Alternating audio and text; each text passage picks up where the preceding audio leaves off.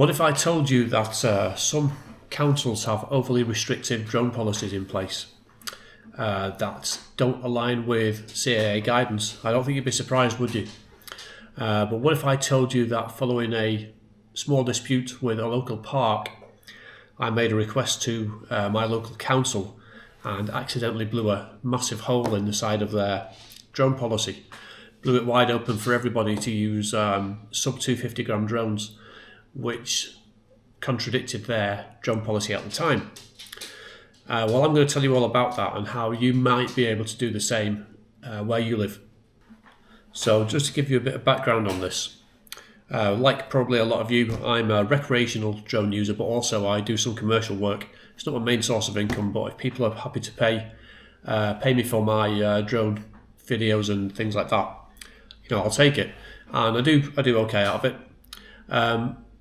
But in February 2025, and by the way, if you see me looking down at my notes here, it's not a full script. I'm not very good at reading full scripts out, so I've made some notes and then we'll have to refer to them. But yeah, early in February 2025, I was flying a tiny 100 gram Cinewhoop FPV drone in a local park, and it led to a complaint from somebody that was working there. I can't go into too much detail about it because it's actually going to court in a couple of weeks, and for clarity, I'm the claimant, not the defendant. It's me that's bringing the case. But as part of the dispute, I made a reasonable adjustment request to my local council because of their restrictive drone policy. So their original drone policy said at the time that written permission is required in all sort of parks and green spaces for all drones. There was no distinction between sub 250 or anything like that. And obviously we all probably know that the Civil Aviation Authority is the governing body for airspace, and that, without going into too granular detail about the rules, that generally speaking, sub 250 gram drones, and I know that legislation has changed in 2026, but at the time when this was going on in 2025, sub 250 gram drones were widely regarded as safe for use around people, although not crowds, and in built-up areas, leisure areas, industrial areas, things like that, according to the drone code. So, as a wheelchair user, I made the reasonable adjustment request because, I think looking at their policy at face value, it kind of puts you in a position where you think, well, I can't really fly without getting written permission. Weather can be a big problem with that, can't it? And as a wheelchair user, I can't just go out into places that would be more widely regarded as, not traditional, but acceptable for drone use, like out into the countryside where I could face like really bad terrain, where I just can't go in the wheelchair, gates, things like that, rough paths, things like that. So their drone policy puts heavy restrictions on me, and what I was effectively trying to do was getting them to clarify, look, the CAA say that these things are safe, so why can't I fly in the parks? Now, before I go into any more detail about that, let's just explain quickly what a reasonable adjustment is. So you might have heard of the Equality Act. That was legislation that was brought in 2010. As part of it, disabled people can request reasonable adjustments. And an example might be, for example, if you are opening a shop and let's say there's a little step outside, it wouldn't be unreasonable for you to be expected to put a ramp in there so that disabled, wheelchair users can more easily get in and out of the shop just like everybody else.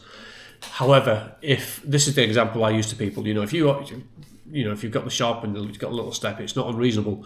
However, if your shop, and this is completely out there example, but if your shop was in a listed building that's the steps outside were carved by monks in the 12th century or something like that, and it's a listed building and all the rest of it, it would be completely unreasonable to expect you to put a ramp up that. Okay, so that's where that's a crazy example, but that's kind of where we lie with these things. So that's why it's called a reasonable adjustment as well. You are expected to make reasonable adjustments. They don't have to be requested either. The duty falls upon the service provider to make. It's an anticipatory duty. So if you suspect that something you're offering or doing may cause a barrier, a disadvantage to a disabled person, you're expected to sort of anticipate it and put the adjustments in place. And although you don't have to, you can. When I say you're expected to, if you don't, it's not like you're suddenly going to be, in court for discrimination, and up before a judge. But anyway, I'm going off at a tangent there. So yeah, I made the reasonable adjustment request, and that's a little bit about how those things work. Now, I expected the council to fight it, and the unexpected result was that they didn't fight it. Basically, they just said that, I'll just let me turn the page. Having consulted with colleagues, the conclusion is that permission is granted to everybody within the drone policy. There is no need to consider the Equalities Act in this case. So what I think happened there was they looked at the legislation and looked at the reasonable adjustment request and sort of said, well, if we give this guy a reasonable adjustment, what we're effectively doing is saying, look, we agree that it's safe for this disabled guy to fly his drone in the park. And in doing that, what they're effectively saying, well, if it's safe to this guy, other people could turn around and say, well, if it's safe for him, surely it's safe for everybody, just like the legislation from the CAA says. Although that's not, that may be the way they've interpreted it, but it's not the way reasonable adjustment works. So, for example, every request must be assessed on its own merits. So, for example, if I was to request to a company or to work, for example, the place where I work, I need a disabled parking space, they can put one in for me, but that doesn't give every disabled person the right to park there, because that's assessment that's been made on my basis. Although that doesn't mean they can't grant that for everybody to use, but they anyway. These things have to be done on an individual basis, is the point I'm getting to, or trying to make. So yeah, the point that I'm trying to make is that I can't confirm this for certain, but I believe that my Equality Act based request may have prompted their legal team to assess the drone legislation and realise that their policy was overly restrictive. So where are we now? It's now 10 months later after this revelation from the council that the policy is actually open for everybody to fly sub 250 gram drones without written permission in parks within Sefton. All right.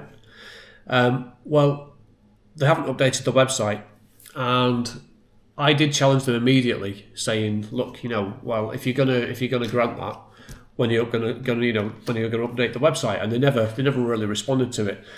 So I've left it, and I've kind of sat back on it. And because the case is going to court in a couple of weeks, I've sort of thought it's prompted me really, basically, to push them on it.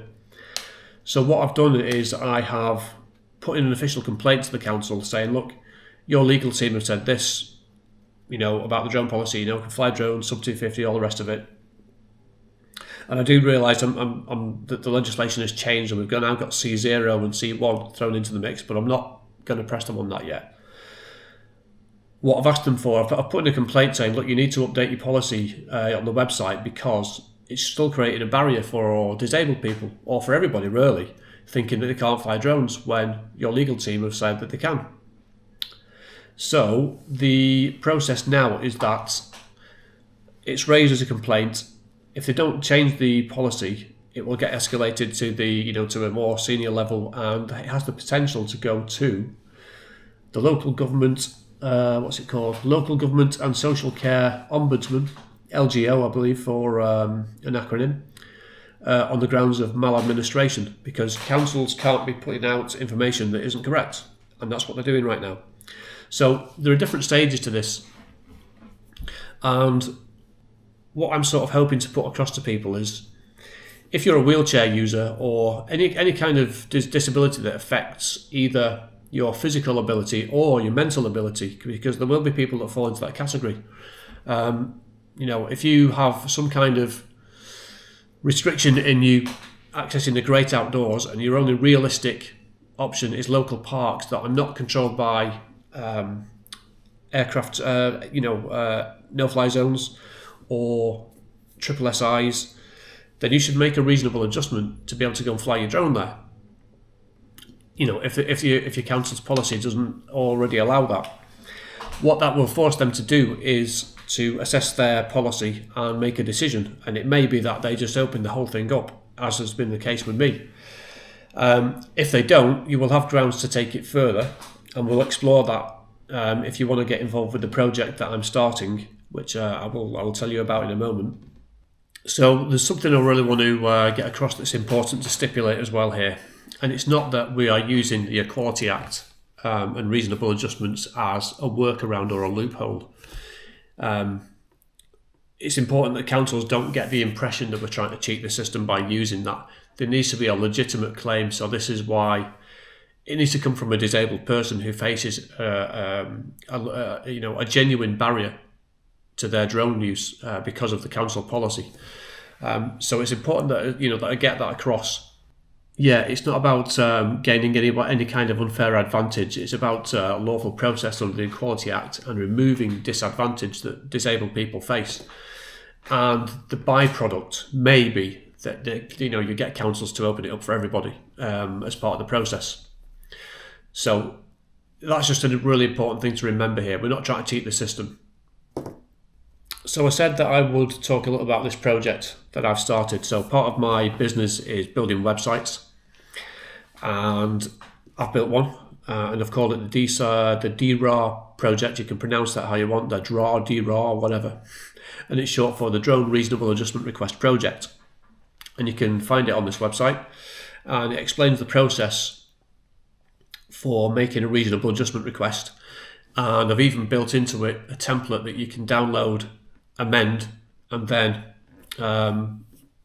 use AI to make your prompt and make your reasonable adjustment request. The reason why I'm doing it that way is that you fill in a form, and that form, once you've filled it in, you will upload that to ChatGPT, and in tests, ChatGPT seems to do the best job. What I don't really want to do is use an exact template, because it will look like some kind of campaign, and I don't want it to look like a campaign. I want it to look like each one to be kind of unique. And the other thing that's important to stress is that I don't want multiple people to apply to the same council. So what I've also built into the website is a section where you can check all of the councils in the UK, whether or not somebody has made an application. I mean, people might do it anyway and not tell me. That's totally up to them. But if they have told us, I will update the website to say, look, someone's already working on this council. So basically, let that process complete if possible before you make your own request to them. Because they may just update the policy, and then it'd be, we don't want to bog them down too much with this. Hopefully they'll just comply and help us. But basically, yeah, you can look at the website, you can download the form, you can fill it in, upload it to AI. The AI will generate, excuse me, the AI will generate the reasonable adjustment request, and you can copy me in, and we'll monitor the situation. And so I'll just end by saying that, a few people have questioned what I'm trying to do, and hopefully it'll just give some more clarity on what I'm trying to do. And it's a legitimate project, I think, and it may help with other projects that are going on. I know Grey Arrows are doing lots of freedom of information requests, and those can be good, but they don't sort of force policy change. They only force them to reveal policy. Which isn't a bad thing. That's not a bad thing, but this can, maybe we can work together on that. I don't know. I'm not looking for a partner, but if they want to partner up and we can try and work on this as a team, we'll see what happens. But yeah, have fun with it, and visit the website and see if you can be part of it. All right. Thank you.